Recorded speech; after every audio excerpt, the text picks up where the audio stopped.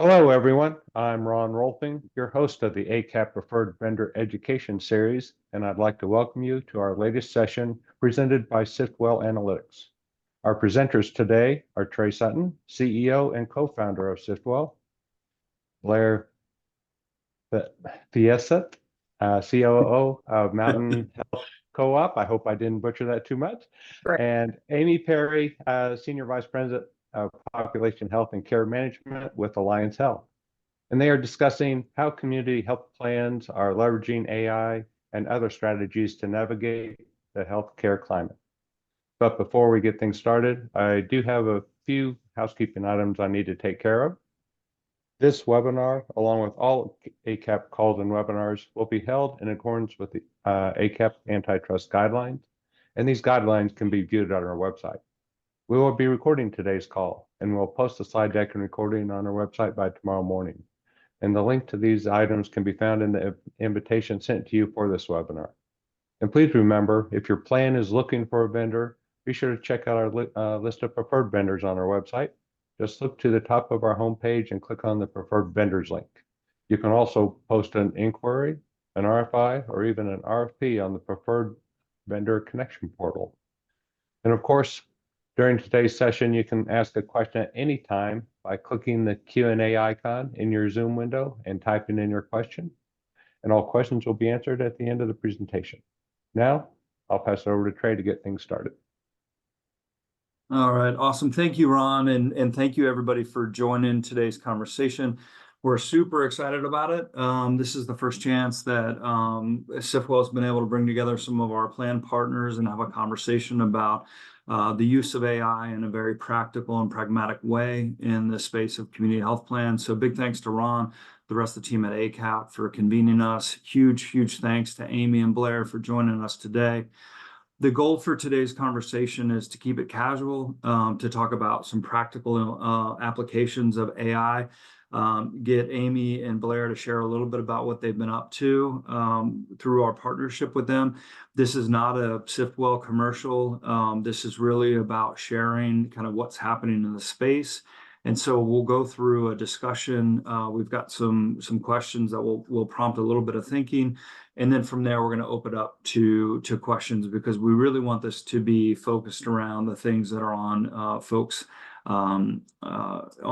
heads and hearts, so to speak. And so with that, why don't we get it going? I'll do a quick intro of myself, and that's the last you'll hear about me. I really want this to be about Alliance and Mountain Health Co-op and the folks that you've got in front of you. My name is Trey Sutton, former CFO of Medicaid program in North Carolina, former CEO of a Medicaid plan in North Carolina. Sifwell is the tool I would have loved to have had in both those roles. But as I said, this isn't about me today. It's about Alliance and Mountain Health Co-op. So let's get into it. Let's start maybe in alpha order. And I think I can figure that out between A and B. So Amy, why don't you go ahead and tell us a little bit about yourself, your role, your organization, the populations you cover, and the geographies. And we'll move over to you, Blair. All right. Good afternoon, everybody. As Trey said, I'm Amy Perry. I'm a nurse and certified care manager, working as the Senior Vice President of Population Health and Care Management at Alliance Health. I've been working with individuals in Medicaid managed care for 16 years within the population health and care management realm. I have additionally in that time supported implementation of managed care programs that cover adults with disabilities, Medicaid expansion, and dual eligible members. After working in the Medicaid managed care plan, initially I moved on to work for a federally qualified health center where I was overseeing a Medicaid and Medicare accountable care organization program. And I did that for 5 years before coming to North Carolina and working with Alliance Health. Alliance is a local management entity and managed care organization in North Carolina. We cover lives over 7 counties across the state.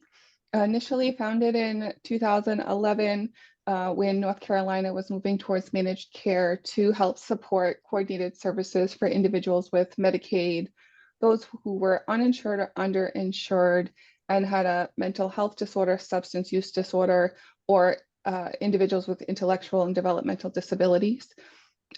Currently, our populations have expanded to include individuals with a traumatic brain injury that receive Medicaid, as well as those in the EBCI tribal option. Starting in December of 2022, we shifted towards a focus of care coordination for behavioral health management and episodic approaches to a more longitudinal, comprehensive, integrated approach to care management with our membership. And then in December of 2023, North Carolina introduced Medicaid expansion. And so we've started working with that population, so very new to us still. And come July of 2024, North Carolina is expanding the LME MCO's roles and responsibilities to go beyond behavioral health and start to be accountable for behavioral health, physical health, social determinants of health, and pharmacy costs for our membership. Awesome. Thank you, Amy. Blair, would love to hear from you and your background and what you guys are up to. Absolutely. Blair Fiesset, and I am the COO of Mountain Health Co-op, and the co-op serves members mostly on the individual exchange in Wyoming, Montana, and Idaho. And so we have about 60,000 members, which, might seem small, but if you look at our market share, here in Montana, we have 35% of the market share on the exchange. Almost 30% in Wyoming. And so we have a large part of the market share, but we are in 3 very, very rural states. So on top of having, a smaller population, we are trying to serve people across a very large footprint, which gives unique challenges. And we face other challenges because we're rural states. Like I said, we are mostly marketplace. We do have a group product, so we offer group plans for both small and large groups. I did not come from the healthcare industry or background. I've worked in different organizations on the communications, outreach, government affairs side. So came from the university system where I managed communication government affairs for all 16 campuses here in Montana. Prior to that, I served as the Deputy Secretary of State, oversaw all of our notary elections, land board issues for Secretary of State. So those are a few of the areas I worked at, but 15 or so years, I met our CEO on this little project called the Affordable Care Act, and was able to help work on the NASHCO, National Alliance for the State Healthcare Co-ops, as well as the first co-op, which was Mountain Health Co-op, Montana Health Co-op. And so I've been part of the ACA co-op story since the beginning. There was 23 original co-ops. There's 3 surviving today. And really what that means, and our mission, is to serve our members, to create marketplace competition.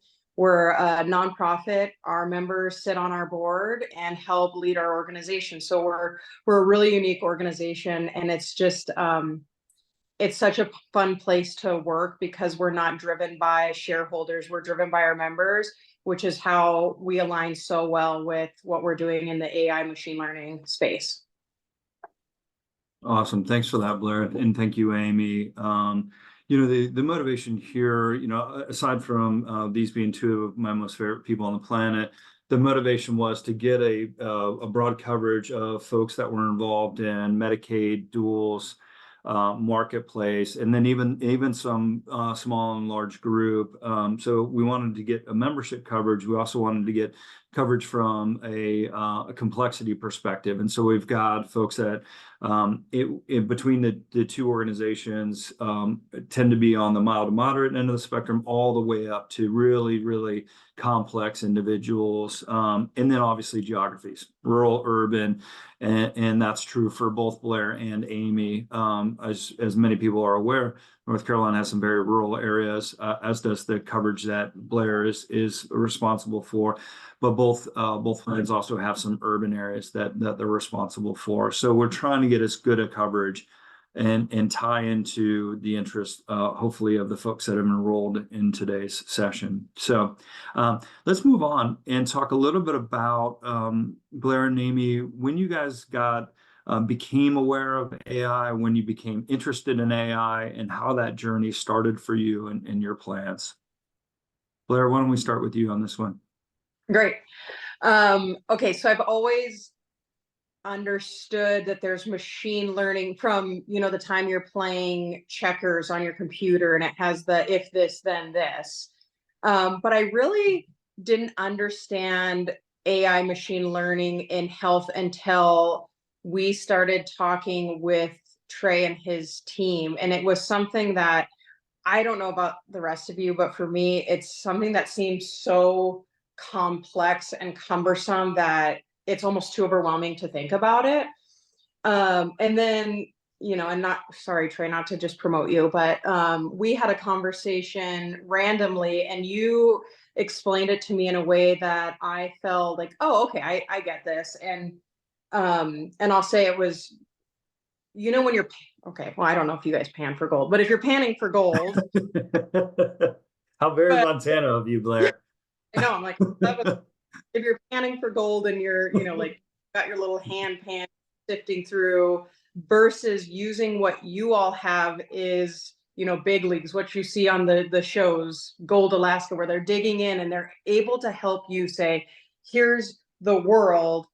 How do you get to X, Y, Z quicker, faster, more efficient than just sitting there like, okay, I'm looking for this member who exhibits X, Y, and Z. And so from then I really started reading everything I could get my hands on, looking into machine learning, AI, reading in the press. Obviously it's been in the press, which has made it very scary too. You've seen some of the back, you don't want to be in that category as well. So Trey, you planted that little gold nugget and I've just taken that and learned so much since then. But so that's where I really, really started learning. And then through our projects, I've just developed such a deep understanding of how we can change what we're doing for people with machine learning.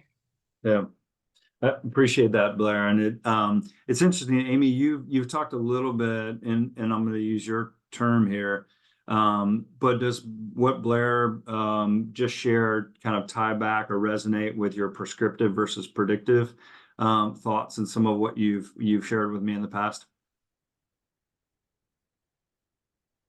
You're on mute, Amy. I didn't realize I muted myself. We should have a dollar jar. Yes. Yeah. For me, when I was working at the accountable care organizations, is really when AI and machine learning started to come to mind. I remember working in the managed care plan, thinking, wow, we're always chasing, we're trying to catch up with people around pain management and abuse of, not misuse of the system to manage their pain. Moved to the ACO, started to getting a greater understanding for quality measures and health outcomes. So I was really excited when I came over to Alliance. I really thought I knew what AI and machine learning was until I started to work with Evan and the team and really start to see, wow, like this is what we could get out of AI and machine learning. And going beyond just, okay, here's your population and here's what they look like now, here's what they might look like in the future, but also that additional step of understanding, so this is what they can look like in the future, but we noticed that their data twins are showing if they just go to their PCP or if they just get a mental health assessment, if you can get that simple intervention in place, you could potentially save dollars and improve health outcomes. So it was really eye-opening to see that beyond just seeing who they are now and what they could be later, but also understanding how AI and machine learning can tie in what would potentially help prevent them from escalating into a higher risk. Yeah, that's good, Amy. And you started to touch on some of the applications.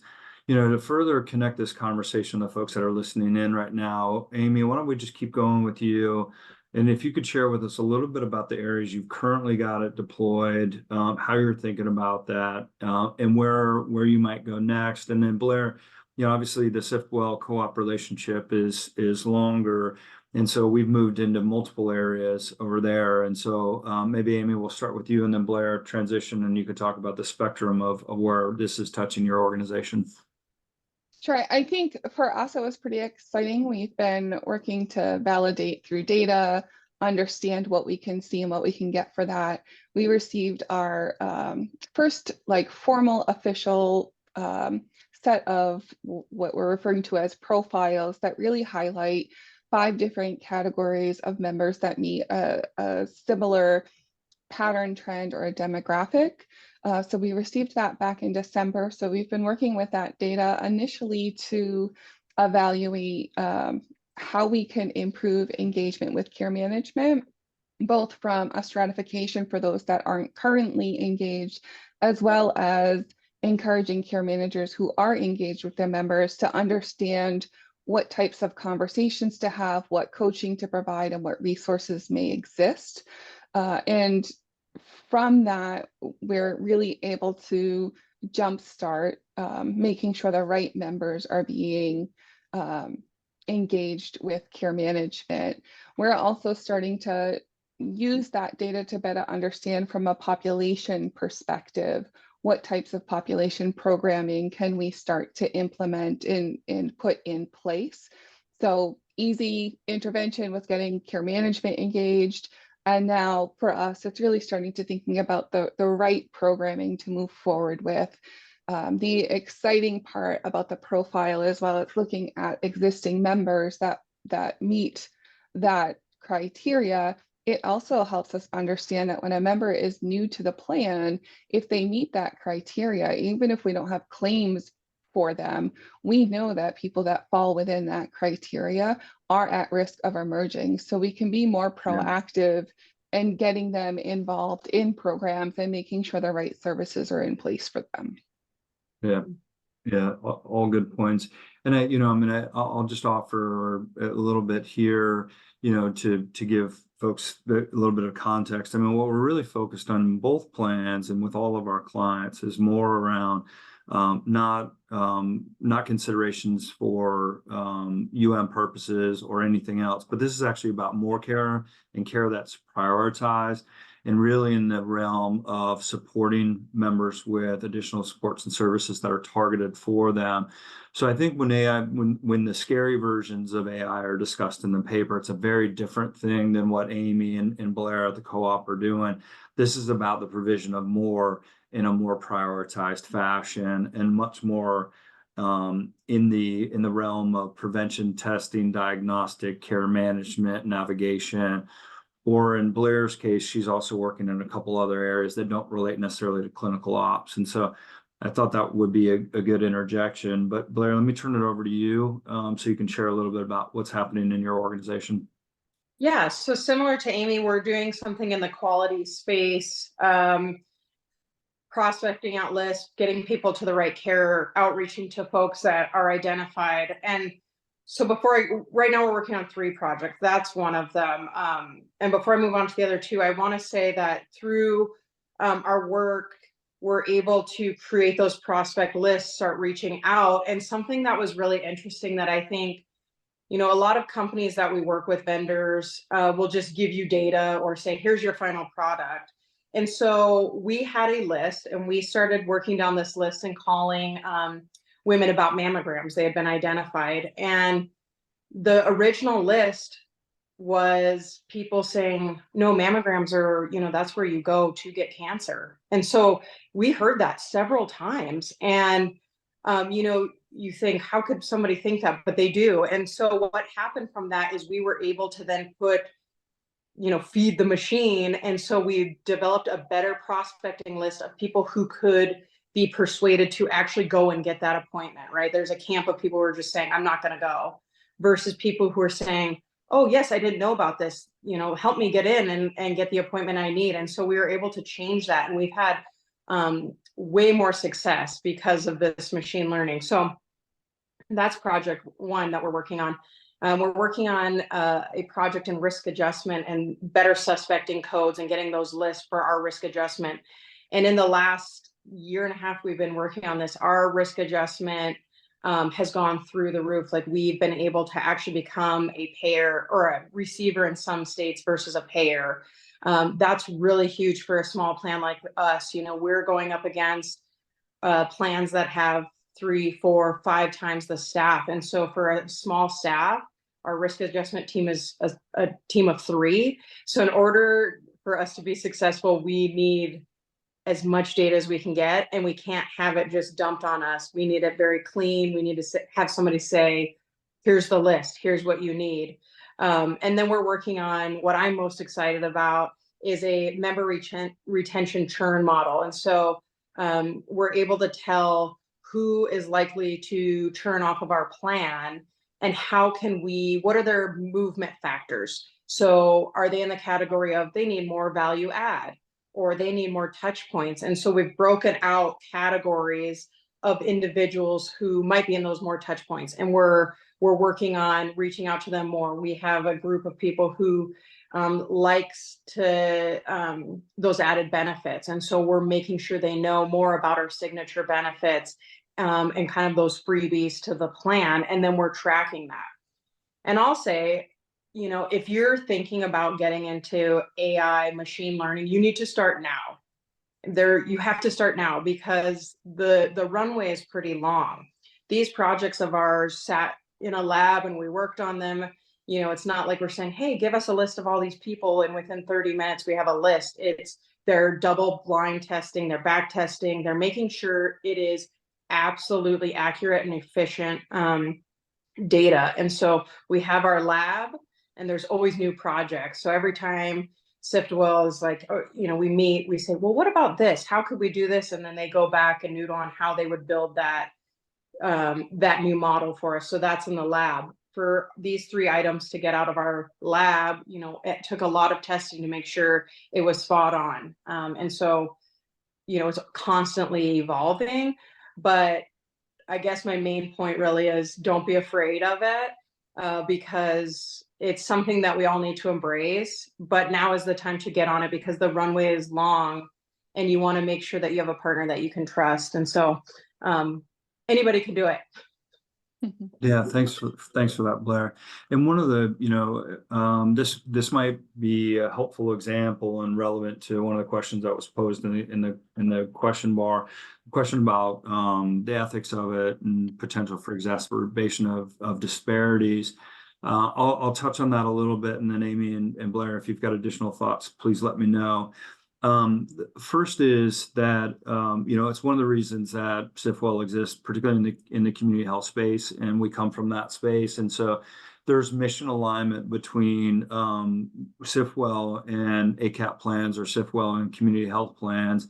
You know, any new tool can be used to help or hurt. You know, AIs could be compared to a knife. It could be used to prepare a meal, to feed somebody, or it could be used to harm somebody. And so I think you're never going to build a perfect system where it can't be used for harm. I think it's got to come down to the deployment. How are the humans using it, and where are the humans deploying it? And that's the second point. First is mission alignment.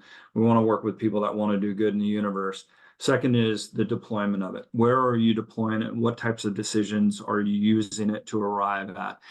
And in the cases that we're talking about, we're never saying surgical oncologist versus radiologist. It's more about who needs a care manager because of an eventuality that's binary in nature. Or when we talk about breast cancer screening measures for HEDIS, we know regardless of gender, ethnicity, background, etc., whether somebody is eligible and needs to get to that screening within a 2-year window.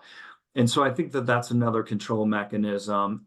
And then the last thing I mentioned is inside of the system, as Blair mentioned, there's a lot of testing that goes into that. We look for statistical drift. We look for how the population breaks down, gender, age, race, ethnicity, everything on the inbound side. And then we also compare that to when the predictions come out on the other side. Are we seeing large irregularities from an inbound perspective versus an outbound perspective? So that at a high level is some of how we make sure that none of this is used or people are disproportionately impacted by what's coming out of the models. So Blair and Amy, you talked a little bit about where it's currently deployed in your organization. Anything to share about what you see next for your organization, inside or outside of the SIFWELL relationship? Where do you see this going for you all? And then more broadly across the industry? Yeah, so I would say we're looking at it in a couple different areas specifically. So we're pretty vendor heavy, our reliance on vendors, and a few of our vendors are looking at how they can use machine learning to make things more efficient for their entire book of business. And so those are things that we've been approached with. And again, you go through the ethical conversation of, is this helping our members? And if it is, then okay, we'll continue with the conversation. But there's things that are being talked about in terms of prior auth, so all the approvals. Are we comfortable with saying yes to 95% of those that are approved? Are we comfortable with even things as little as the AI machine learning chatbots? And so we are being approached by our vendor partners that we rely so heavily on in a multitude of ways. And so I could see us doing some of those and starting to, feel it out and see what we think, maybe holding back on a few others. We're just trying to dip our toe in and not jump in full force just yet. Yeah. I think from my perspective, really starting to process those the initial data that we've received, we were initially approaching it to look at, from a resource utilization perspective, let's, as Blair spoke about, trying to target the population that's more impactable and willing to follow through with the screenings or engage with us. But after reviewing those first set of profiles, we really started to think beyond that and saying, okay, so we have this set of members that fit this profile that are impactable. Moving forward, how do we also look at members that meet that same profile but might not be impactable? And how do our interventions for those two populations differ? So we're going to start expanding a little bit in future reviews to kind of think about the differences between those members that are engageable and not engageable.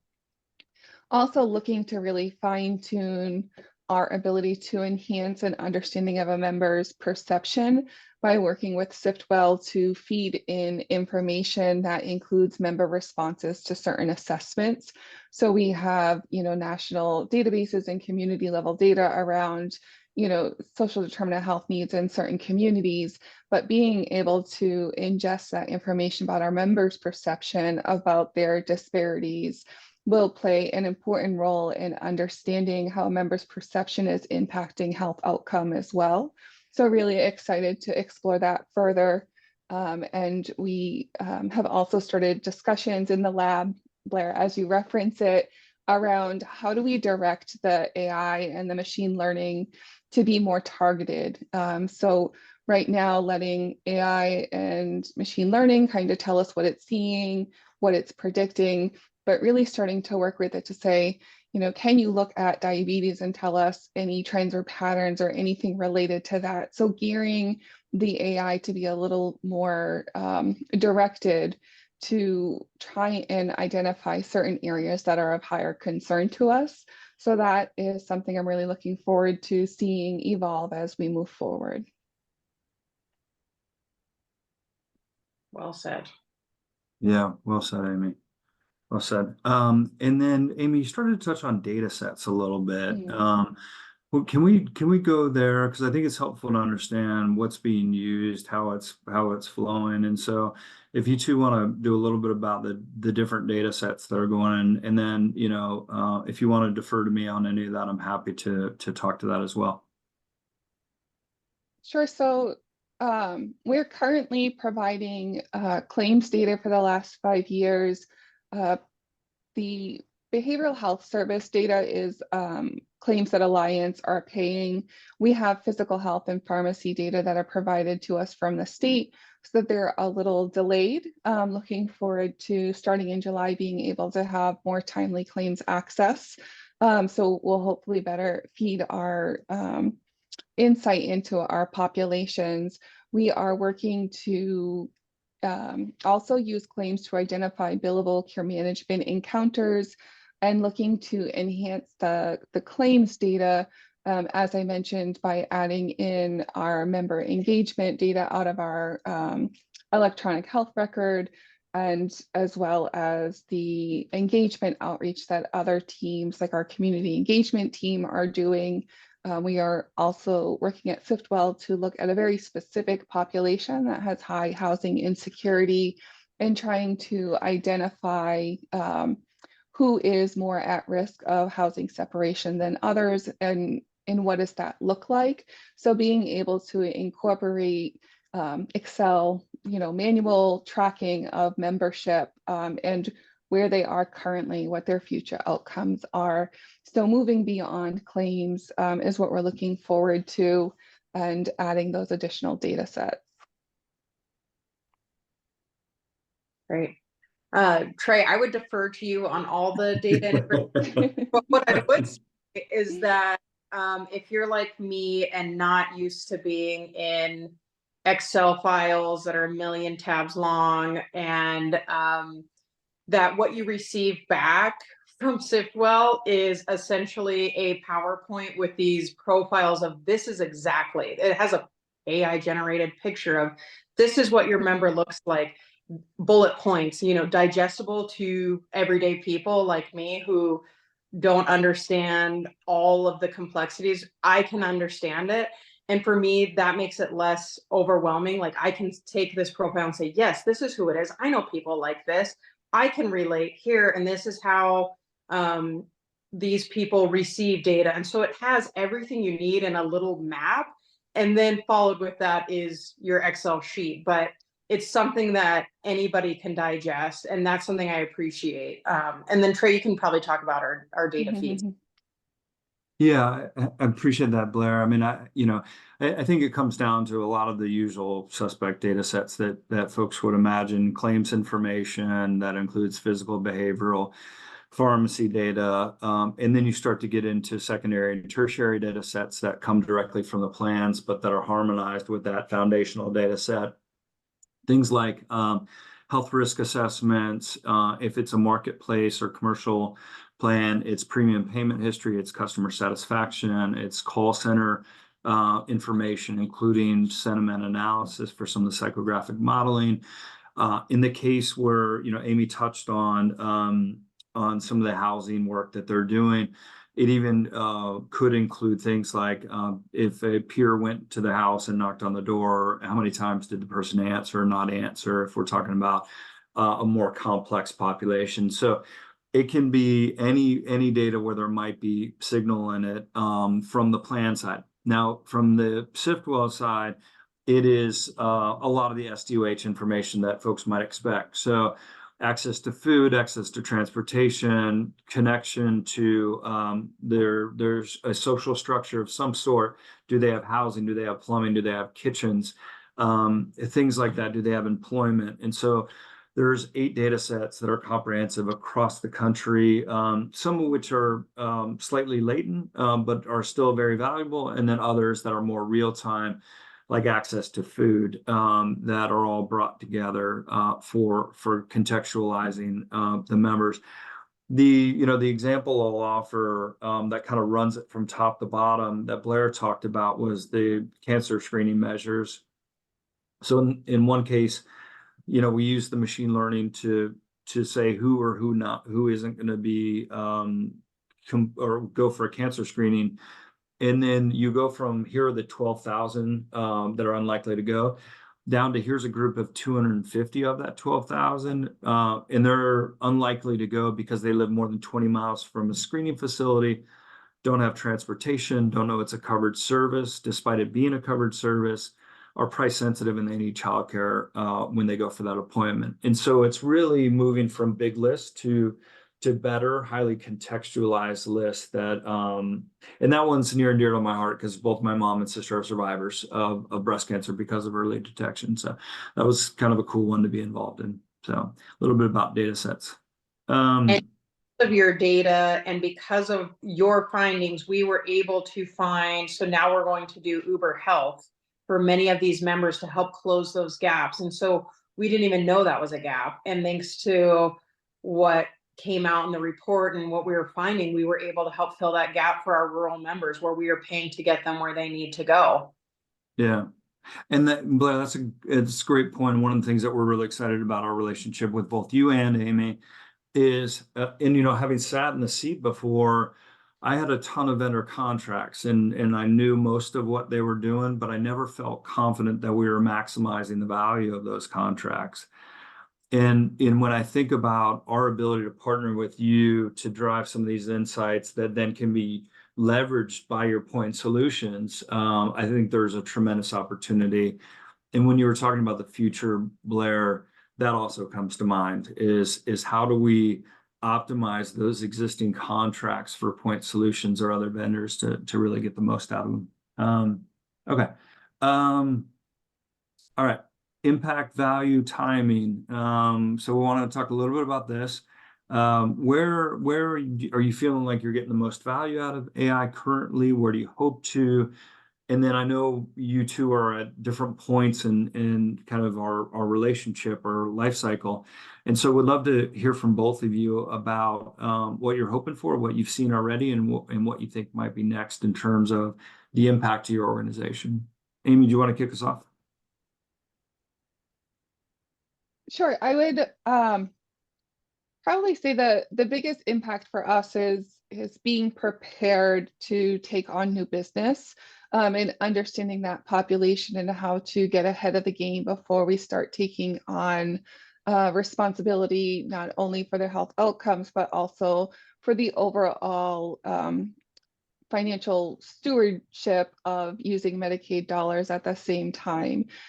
So being able to use this data to take that next step is really a good direction that we're headed.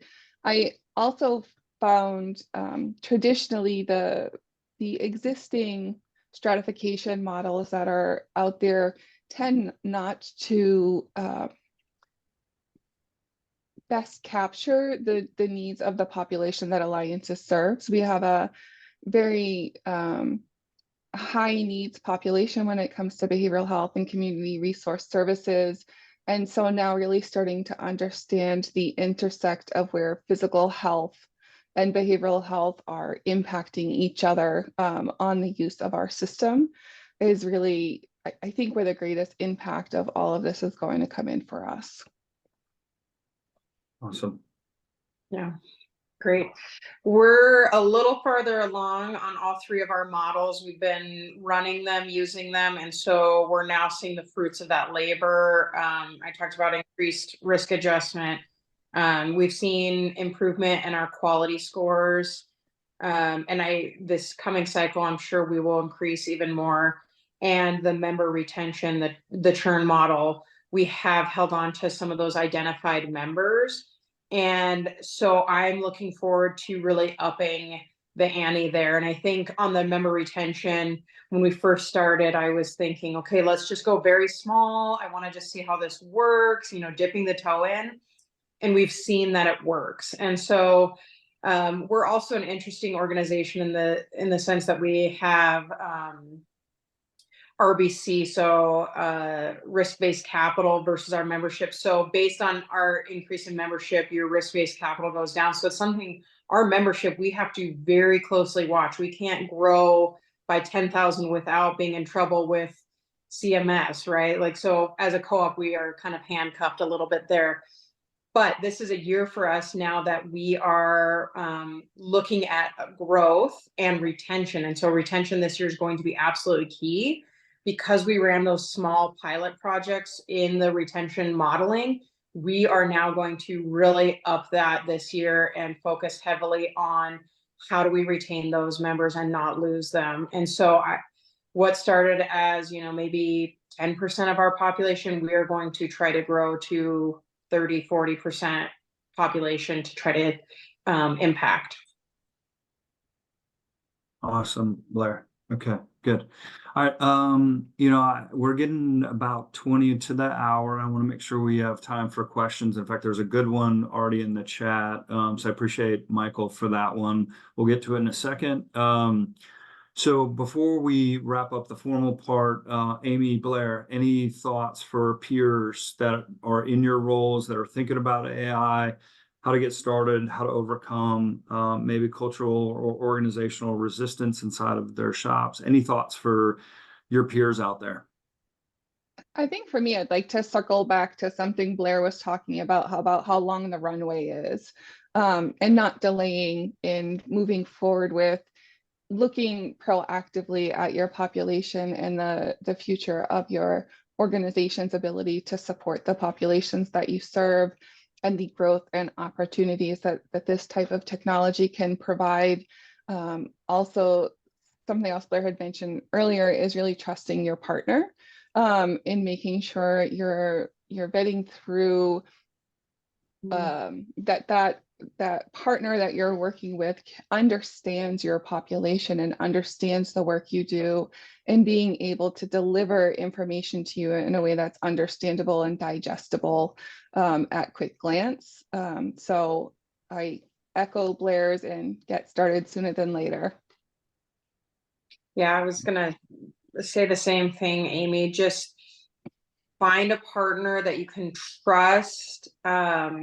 Ask a lot of questions, even the dumb questions, because the way they respond to you will tell you your working relationship, right? Like if somebody came to me and said, yeah, we'll give you all this data, we'll just do a data dump, that's not helpful to me. And so really asking about what those deliverables are, and how they intend to work with you. So we are a small shop, so we require a very close relationship where our vendor is part of our team.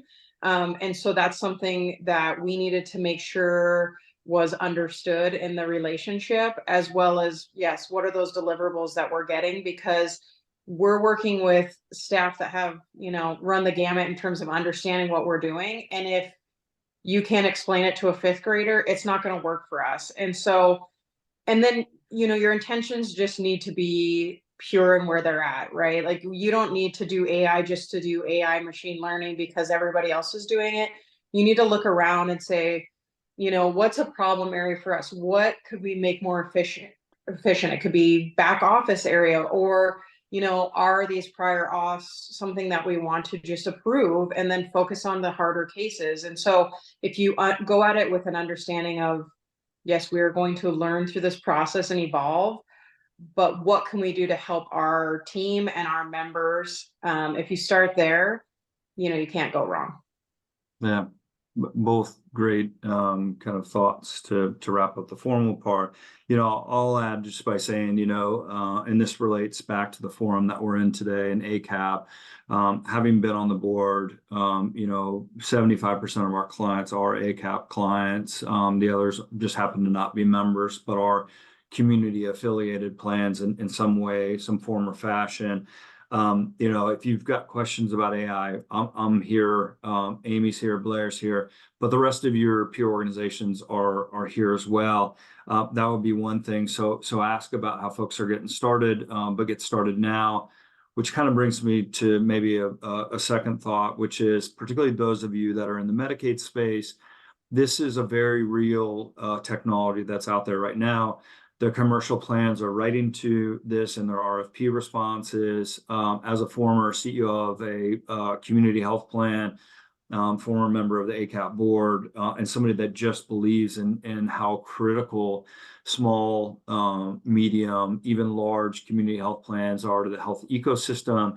Please do get started. Doesn't have to be with us. It can be with anybody, but your commercial peers are writing to this already in their RFP responses. So, the advice of starting now, I think, is particularly relevant to the Medicaid space. All right. So Ron, I'm happy to start chopping away at questions here. I'm not sure exactly how this works, but if you've got things, if you want to moderate this, I'm happy to defer to you, or if you want me to just start going, I can do that too. Why don't you go? You're doing such a bang up job. Why don't you keep on going? All right, I'm just gonna start making up questions. Blair, what's your favorite color? All right. All right. So, Michael, thank you for the question. It says there's a prominent lawsuit for a healthcare org using AI in care management decisions. How are you addressing policy liability, user notifications? I think we can get into maybe, Michael, you and I can follow up specifically on some of the documents. I don't know the particular lawsuit you're referring to. The two that I know are prominent are, either the Optum one or the Cigna one. There's a lot of news out there about that, those related to more decisions, as far as I'm aware, and less about care management. I'm not going to speak to the particulars of a lawsuit. I don't want to get sued personally, but what I will say is that the work that we're doing doesn't relate to provision of care at all. It's more about how to deploy care managers to certain regions, or build a model for the type of emerging risk that we're seeing, or to have a conversation in a tailored or more precise fashion. And so it's very different than the lawsuits, at least that I've heard about. But Amy and Blair, any other thoughts on that one, or did I cover it? Yeah, I would say you covered it. These are questions that are ongoing and evolving, at least in our organization. How do we approach all of these things? What kind of, legal documents, policies do we need to make? And so we approach it, as Trey said, we're not doing things that some other folks in the industry are probably using it for. We're doing it really in the positive side versus, denials and things like that. Agree, Trey. I think you have it covered. We're mostly looking to deploy appropriate resources to support our membership, and less about how we approve or deny services. Yeah. And and I always come back to the cancer screening one. It's not a woman that's due for a screening is always a woman that's due for a screening. It's kind of specified in kind of the technical specifications. And so you're always going to reach out to all of them. What's nice about some of this is the contextualization. I'm not starting from a blank slate or searching around in a dark room. I'm about to call somebody, and I have a strong suspicion that transportation, childcare, this being a covered service or not, those are going to be the things that are going to resonate. And so it's more about giving clues to how to handle that conversation than it is about to call them or not to call them. That's not part of it. And so hopefully, Michael, amongst the three of us, we're getting at some of what you're asking there. All right. All right, so I'm going to read this one, and then I want to let me just read it, and then we'll figure out exactly how to answer it. Are there models within AI machine learning that cross-reference health outcome data with trends in health policy changes/reform to either influence policymaker or help health plans predict changes in policy? I'm not sure exactly how to answer that one. I'll start talking, and then maybe somebody else can jump in if they've got better ideas. Otherwise, Elliot, I can follow up with you directly to make sure I'm answering the question that you asked. I think the big thing for me is we're closely watching the legislature. Obviously, AI is a big topic right now nationwide. Health is one of the most sensitive areas of that, and so we are expecting some legislation at the federal level. When I think about, the community that I come from and represent, which is the community health plans, we want to make sure that this technology is affordable and can be leveraged by the health plans that we're focused on. It's real tough if you're a health plan of, Oshkosh, wherever.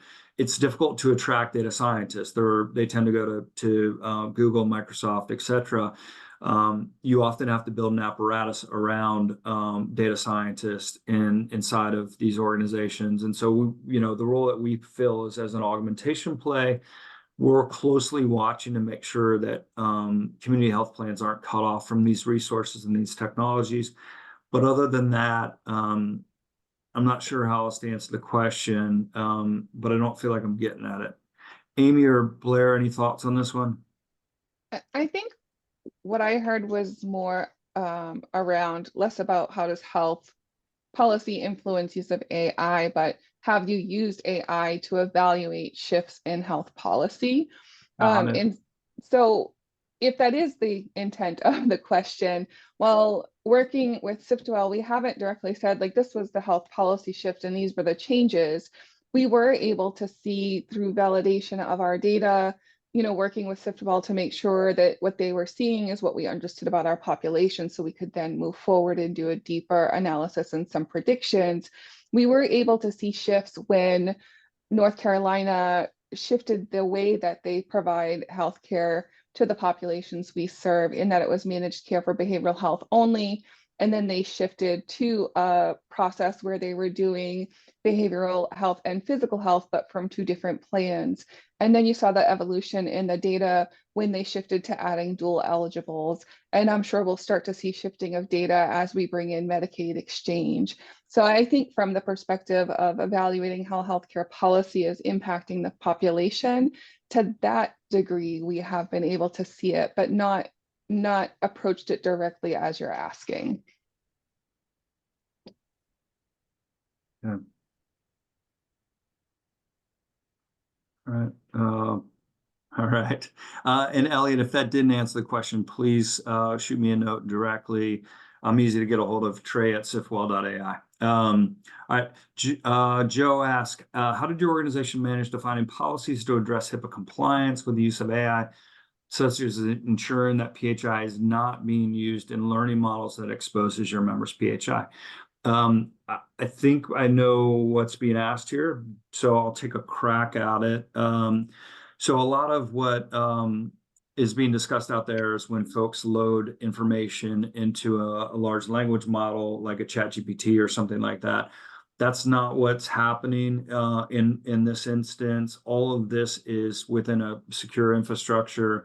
All of the data repositories, all of the code is all quarantined in a HIPAA compliant way. None of that's exposed publicly. There is no large language model whatsoever being used like a ChatGPT, not even a business license one that would keep that private. All of this is contained within a secure environment, and then the results are pushed back into another secure environment on the plan side. So exposure there is not an issue. It's, we treat members' data like radioactive material, and so do our plan partners. So, and then I think there might have been one more. Heather says, I don't have a question for you. I just want you to know how terrific this session has been. Thank you very much for that. So Amy and Blair, thank you, thank you, thank you. Nice compliment from Heather. And then one more just popped up. Oh, Joe says, thank you. Perfect. All right. What else can we answer for the crowd?